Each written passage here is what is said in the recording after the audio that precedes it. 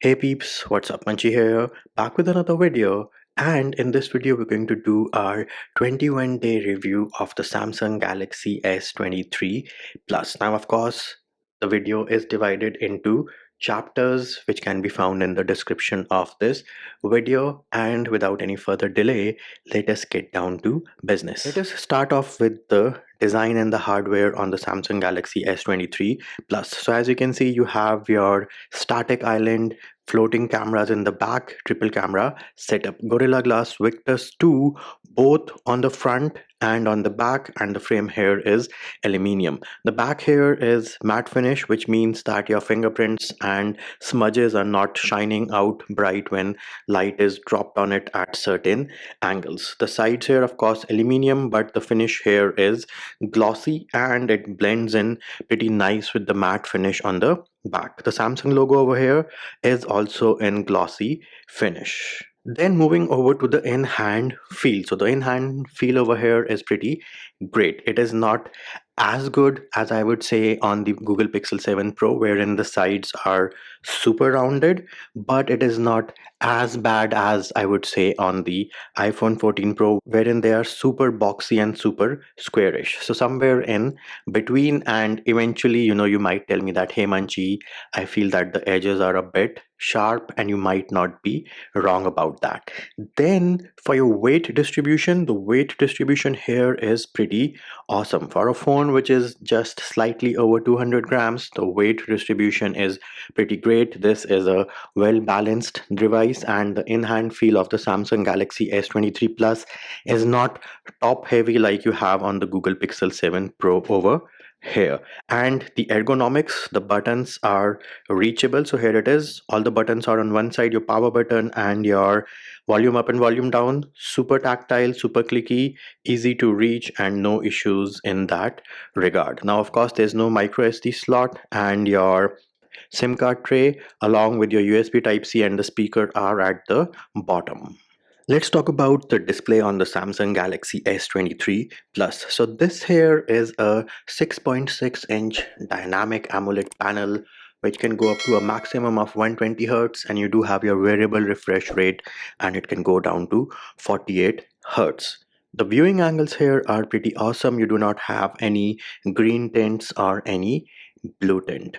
Other than that, the display here gets crazy bright outside, so in direct sunlight you will have no issues reading the content on your display.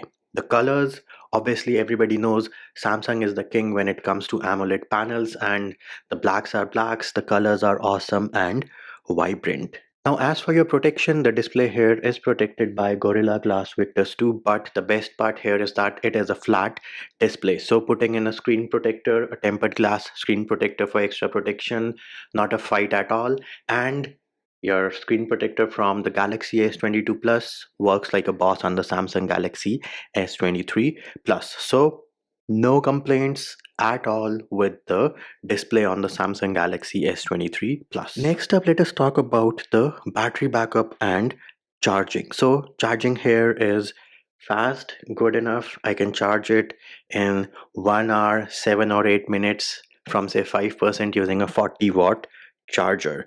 With respect to your battery backup, the battery backup here is pretty good. I'm saying if you are a normal user, you watch some YouTube videos, do some social media, take a few pictures, take a few phone calls, a bunch of WhatsApp video calls, you should still be left with at least 30 or 20% battery at the end of the day. And of course, here on screen are my numbers. I did test it around and try to take a log, so you will have the date, the time, and the random checks and what activity I did. And the last two screenshots which you will see, like the third and the fourth charge, starting from the third charge I had disabled Android doors completely, and as you can see on your screen right now, no issues with respect to idle drain with Android doors disabled and getting your notifications on time. So yes, they have definitely improved the battery backup. Now either it is Samsung optimizing their One UI, or it be Qualcomm optimizing the Snapdragon chip, because the previous generation was known for crazy battery drain. Whatever be the main reason, the end result here is pretty good. And before you ask me, hey Manji, what about the screen on time? Now, depending on your usage, you can get anywhere between 4 to 6 hours of screen on time. If you're just watching YouTube videos, of course, you'll get 6, 6.5, 7. And if you're recording 8K 30 videos, then yes, you're eating up more battery power, so your screen on time will be reduced. Moving over to the cameras. Now, the camera app here on the Samsung Galaxy S23 Plus is super easy to use, and no jitters, no lags, no overheating of the device when taking multiple pictures or recording 8K 30 FPS videos. Other than that, you have other modes like Pro Video, Night Mode, Food. Now, I do recommend that you download the Expert RAW application from the Galaxy Store, which is going to let you take astrophotography pictures, and this is different from your Pro mode. Yes, the Samsung Galaxy S23 series camera does have a Pro mode. Other than that, you also have a bunch of other features. So if you do not like Samsung's scene optimizer and them overprocessing the pictures, you can disable scene optimizer. You can of course scan QR codes out of the box. You can add a watermark, and you also have video stabilization along with tracking autofocus and grid lines. So all in all, a pretty decent camera app with Pro mode baked in. Now moving over to picture quality. Now, picture quality is something which is subjective and can be a personal preference. I prefer pictures which are looking natural. So I want pictures when I take them from my phone, what I see is what I get. That is my mentality. If that is your mentality, then you will not be happy with the camera on the Samsung Galaxy S23 Plus, because it does have the tendency to over sharpen pictures, increase the contrast, thereby resulting in loss of shadows.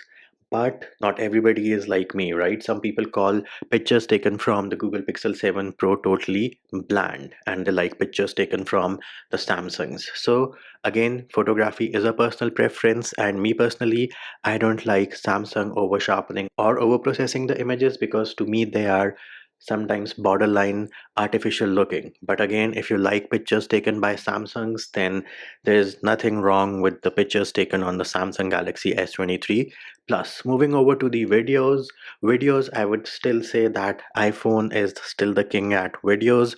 Samsung is catching up, and they have added their super stable mode, and you also have the option of taking portrait videos now. But again, iPhone is still king when it comes to taking videos.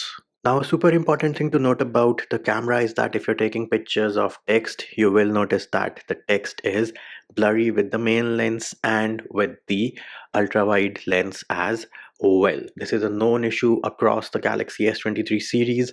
Whether Samsung is going to fix it or not with a software update, is it a hardware issue? I'm not sure on those things.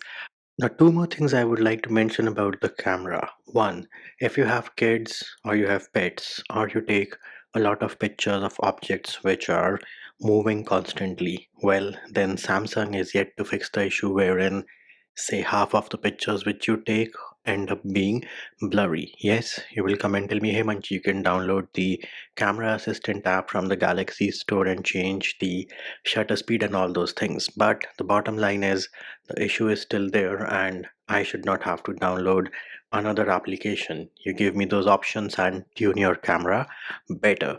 The next thing is lens flare. If you're shooting into the sunlight, there is still the issue of lens flare on this Samsung Galaxy S23 Plus, whereas the iPhone 14 Pro and the Google Pixel 7 Pro handle the lens flare like a boss, but Samsung Galaxy S23 Plus is still behind in that aspect also.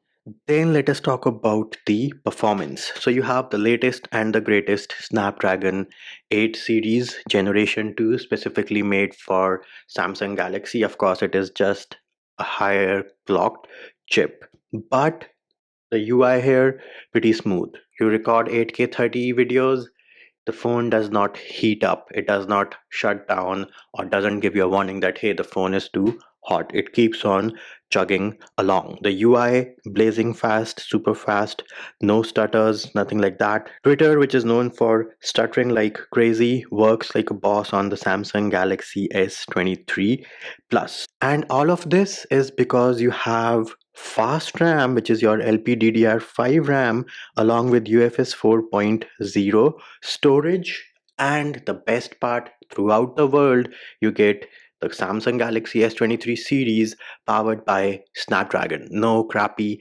Exynos over here, so you do not have to worry about the performance with respect to regions. Awesome, great performance, and pretty smooth UI here on the Samsung Galaxy S23 Plus. Now, the next thing with respect to performance on the Samsung Galaxy S23 Plus, a question which I will get a lot is what about the gaming performance? Now, me personally, I don't game, but my way of testing the performance for the long run is I run a Geekbench test followed by 4 or 5 back-to-back N22 benchmarks. And here are the numbers on your screen right now. Something strange which you will notice is that the first N22 test and the last one, that is the first and the fifth one, are a bit off. However, if you look closely, you will notice that it is the GPU which is not getting the same benchmark numbers across the 5 tests. Your CPU and everything else is getting the same numbers or almost the same numbers. So maybe they need some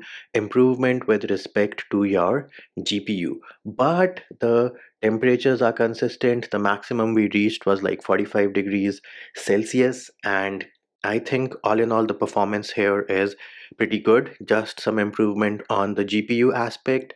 There's no excessive overheating. You can record 8K 30 videos for like 90 minutes without the phone heating up.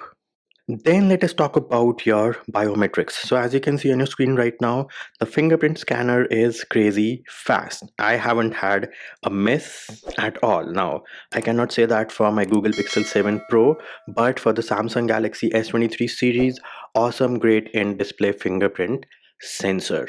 And with respect to your face unlock, I was super surprised to see how well it works in the dark, even though I don't think so they have extra hardware or a IR camera for face unlock, but face unlock over here is also crazy fast and pretty reliable. Then let us talk about the speakers on the Samsung Galaxy S23 Plus. Now, in my personal opinion, the speakers here are not as good as you have on the iPhone 14 Pro, and at maximum volume, the speakers on the Samsung Galaxy S23 Plus do sound a bit hollow when compared to the iPhone 14 Pro.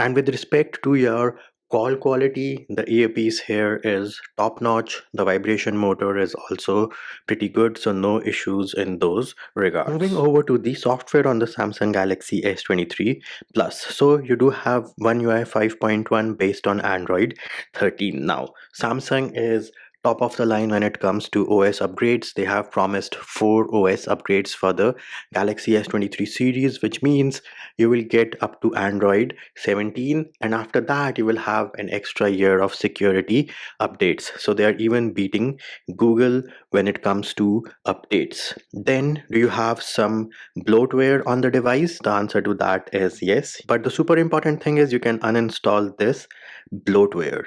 Then with respect to One UI features, now not everybody is a fan of the One UI features, but they do not get in your way. You do have some pretty good features in the gallery, like your object eraser. The multitasking here is pretty good. The only complaint, which is a major issue, is that the notifications are delayed like anything. I'm not sure what Samsung is doing in the background with respect to killing the applications, but Gmail notifications were driving me bonkers and crazy. Eventually, the fix I found was to disable doors, disable Android doors, and you will be good to go. Battery backup is not impacted too much, maybe like 1 or 2% overnight with Android doors disabled. And how do you do that? We have a separate video for that, which you can find in the description of this video.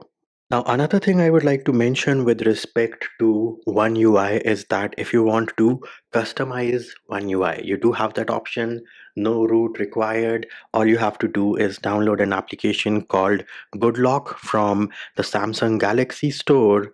No, it is not available in the Google Play Store.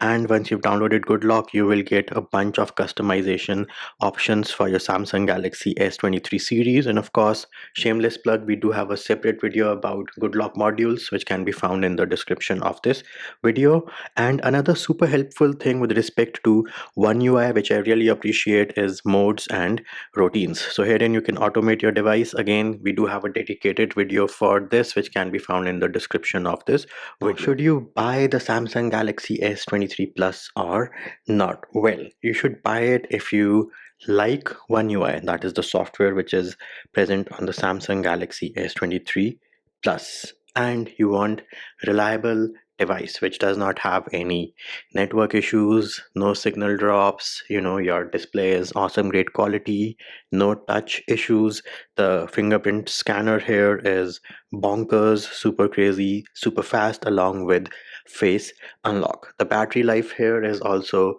pretty good.